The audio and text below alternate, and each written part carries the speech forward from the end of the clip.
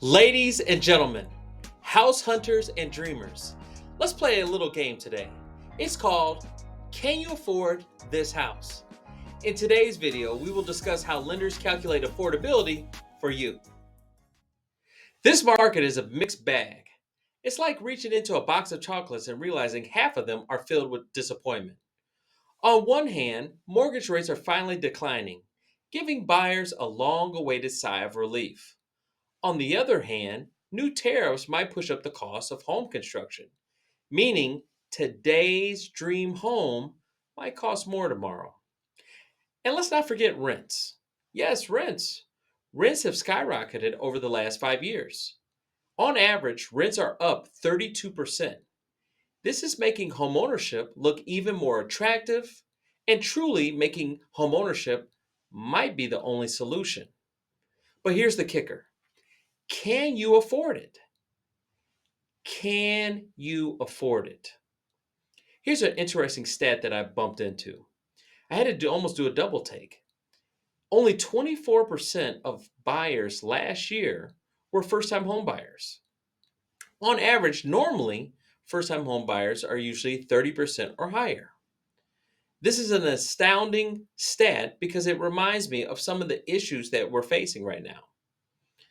The median age of a first time home buyer is 38 years old. When I got in the business over 2 decades ago, the average person was 31 years old. So, what does this all mean? This is here to tell you that since people are renting longer, people are staying with their families longer, this is a major issue and a concern. Now, I don't know if this is going to be a shift that's going to last for a long time or just a trend, but it's something to definitely check out and watch.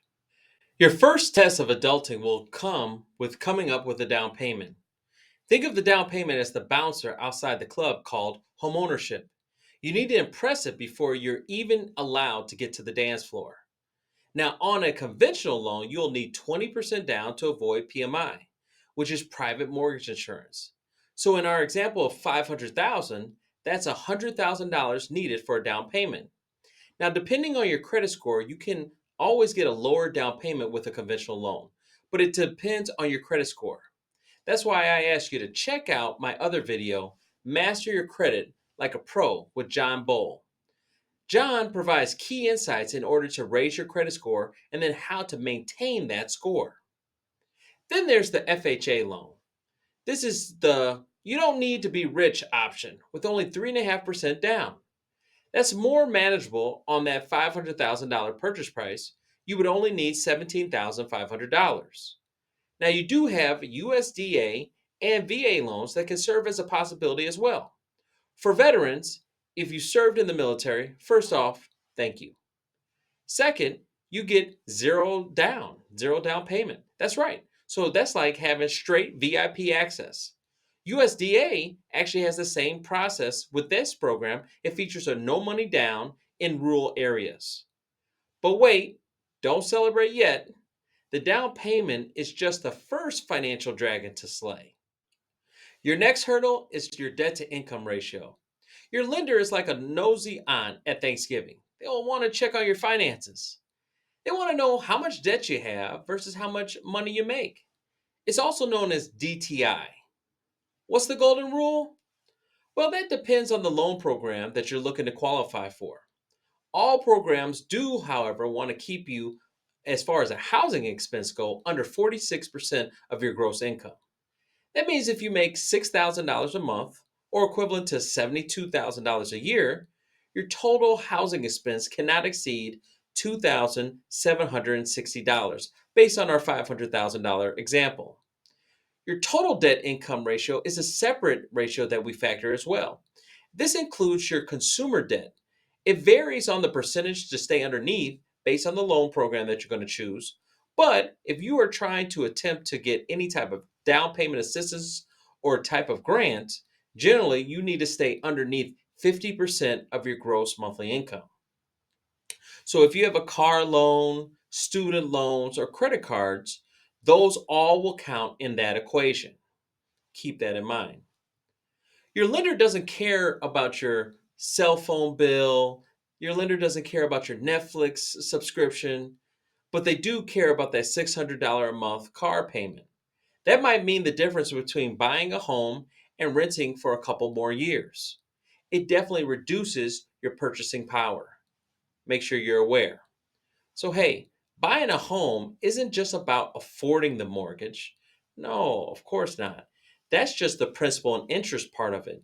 You also have to remember you have to factor in the property taxes and homeowners insurance as well, and potentially PMI and HOA dues. It's like ordering a burger and realizing the fries, the drink, and the napkins all cost extra. So be mindful and be responsible for things that you have to be considering. Like I said, the property taxes. This is the government's way of reminding you that you never truly own the parcel of land your home resides on. Homeowners insurance is required because apparently houses don't just protect themselves. If you buy a condo or a townhome, you may be subjected to association dues. That may be something that you pay on a quarterly basis or a monthly basis. Those are things that you have to take account for as well. And finally, let's not forget about closing costs. It is not an exact number. Generally, it is an extra 2 to 5% of the home price that you'll have to pay at the time of closing, just so you can officially say, yes, this house is mine. Let's crunch some numbers. A $500,000 home with 10% down is $50,000 down payment. This means you're financing $450,000. Let's just say we're going to use an interest rate of 7% with an APR of 7.375. Your monthly payment is about $3,000 a month before tax and insurance are added on. Now let's add in property taxes, homeowner insurance, and PMI. And this will fluctuate from state to state and from county to county. But in the end, you're going to be roughly at about $3,600 per month. So let's circle back to that whole word, DTI. Are you still under 46% for your housing expense? Are you still under 50% for your total DTI? Well, that's where I come in. I'm your mortgage expert. I'll do the math for you. But if the answer is yes, congrats. Let's move forward and get you pre approved for a mortgage.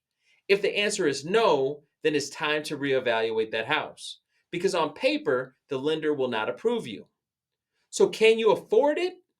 Well, the real question isn't just can you afford it, but should you? Because buying a home is like a relationship. If you're stretching your budget too thin, that house might look pretty at first, but in a few months, you'll be stressed, you'll be broke, and you'll wonder where it all went wrong. I would encourage you to watch my Epic Spotlight podcast episode with Paige Zaki. It's called Empowering Loan Officers and Building Stronger Communities with Paige. Paige gives her personal insight on steps for a first time home buyer and investors and things to consider when buying. Check it out right over there. It gives you a nice perspective of someone that's been in the industry and can give you their opinion on just the matters of home buying. Ultimately, navigating the home buying process is a complex landscape, which means running numbers, exploring assistance programs, and choosing markets wisely. The key takeaway: the American dream of homeownership is still alive, but in 2025, it requires more patience, planning, and flexibility than ever before.